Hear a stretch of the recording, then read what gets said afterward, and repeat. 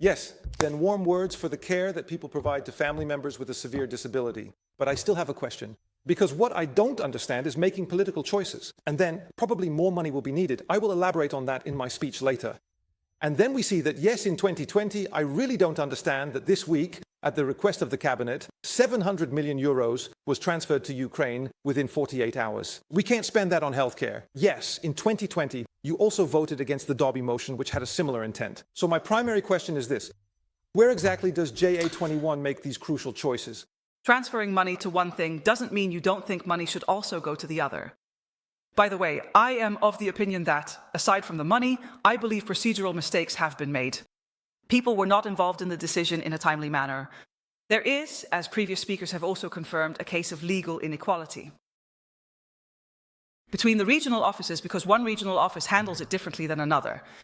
I have a lot of trouble with that, and I believe we shouldn't wait for the regulations that may or may not be changed by 2027, but that we need to provide clarity to families now. Families are entitled to that. This is not just a financial issue, it's also a procedural matter, and I believe that out of decency, you should treat these people differently. And I understand that that is also a problem. A correction from Ms. Dobbertrecht. So she voted against Ms. Dobber's motion.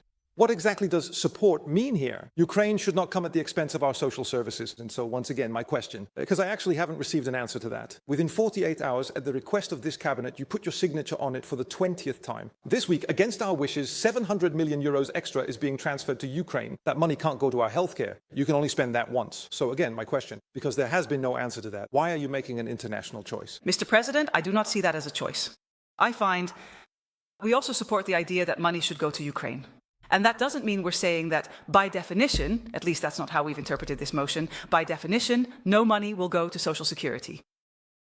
We believe that money should go to the people who really need it. And we are also here for vulnerable families. This is not just, that's my point, this is not just a matter of money, it's also a procedural issue.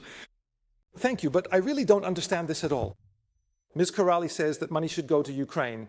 As Ms. Coenradie surely knows by now, it is a completely senseless war being fought there at the expense of Ukraine, down to the last Ukrainian. It is not in Ukraine's interest, but certainly not in the Dutch interest either.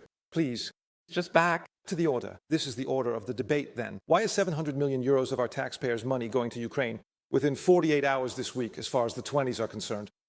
And there is no money for additional care. Chair, I really think this is a bit too simplistic. I really think it's ridiculous to claim here that because 700 million is going to Ukraine, there is therefore no money for additional care. I really think that's too simplistic. I also think that's a bit of cheap point scoring by the Forum for Democracy. This will be your last interruption, Mr. Van Houwelingen. Yes, to conclude, Chair. Look, you can only spend money once. Perhaps I'll give you an explanation myself. Look, Ms. Coenradie of course knows that if you want to join this cabinet, you have to sign off on more support for Ukraine. And that's exactly what you're doing in the coalition, and we find that very disappointing.